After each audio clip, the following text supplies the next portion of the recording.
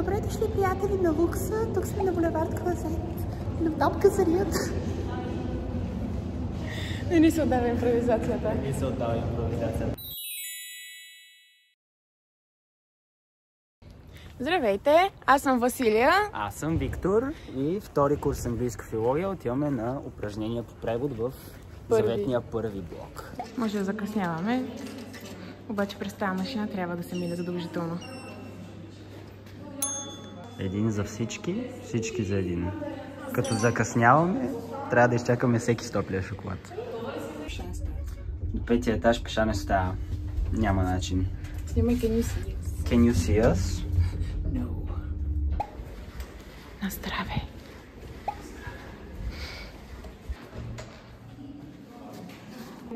That she saw me not having, because we want having to. So, how does it feel to be a foreign tutor in Bulgaria? Well, it's hard to compare my experience as a foreign teacher to the experience of my Bulgarian colleagues. I'm not sure how different it is. I think I struggle more with the bureaucracy at the university. There is a lot, I've taught at the University of California, Berkeley, and there's a lot more bureaucracy here and a lot more paperwork. Although there's now less paperwork than there was when I first started. When did you first start?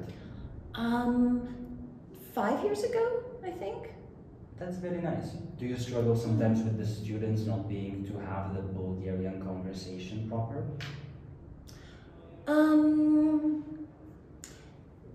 Not really. I think that the students who come regularly to my classes are generally very interested students. So I think that, and their English is great. We're able to keep our conversations on our discussions in class on a very satisfactory level. Okay, thank you very much. You're welcome. Thank you. Приключихме с занятията си за днес. Душевно мъртви. Да. Не изморени, мъртви.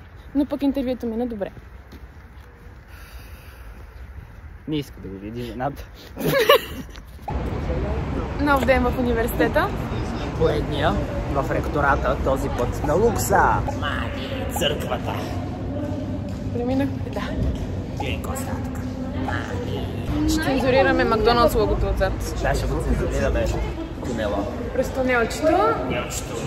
Ресторанта, в който никога не сме стъпвали и най-вероятно няма да стъпим. Ще стъпим. Кога ще стъпим? Някога ще стъпим. На държавния. Изложби всеки път различни. Професор Багашева, какви са вашите наблюдения напоследък върху студентската общност на ФКНФ? Като цяло, това са най-елитните студенти в България. Няма какво да се лъжем, защото за да бъдеш студент-филолог, трябва да имаш огромна обща култура. Ако я нямаш, ще ти я набавим тук. Но най-важното, което трябва да отбележа е, че след като се върнахме на живо, след тежките пандемични години, изведнъж студентите станаха изключително активни, организирани, инициативни и се научиха да се търсят правата. И също така да имат претенции и изисквания към своите преподаватели, което е движещата сила на преподаването. До преди 10 на години не бяха толкова смели, някак си имаше едни такива по-строго наложени взаимоотношения. Преподавателя не е човек, той е някакво извънземно и нямам право да го доближа и да му задам въпрос и да си общуваме и да си комуникираме. Нещата коренно се промениха и най-хубавото е, че са търсещи и можещи хора, които като ги побутнеш леко, нещата се получават. А според вас лесно ли е в 21 век, в наши времена, по-лесно ли е да си студент, отколкото преди?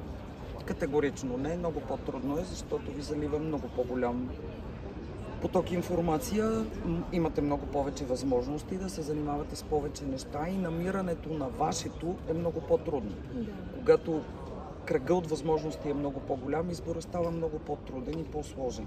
Така че при всички случаи не е по-лесно.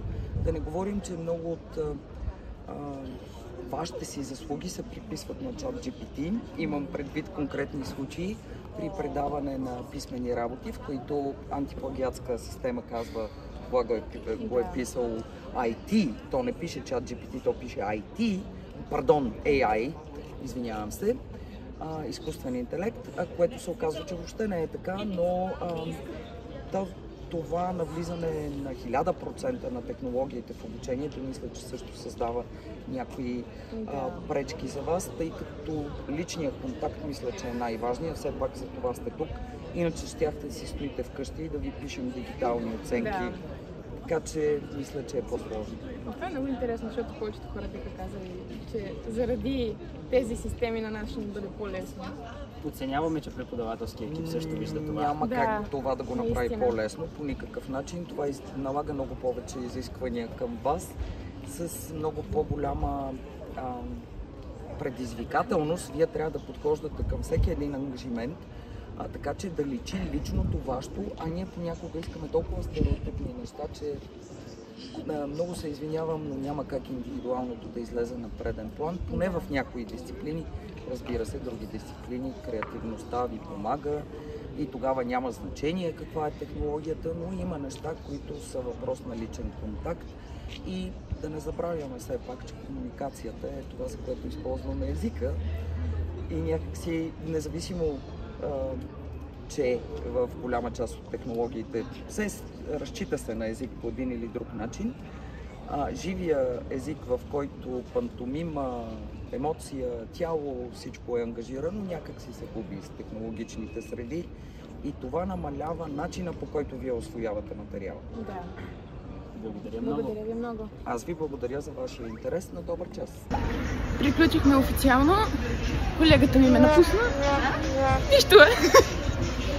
Колегата ми ме напусна и сега се намираме в подлеза под ректората.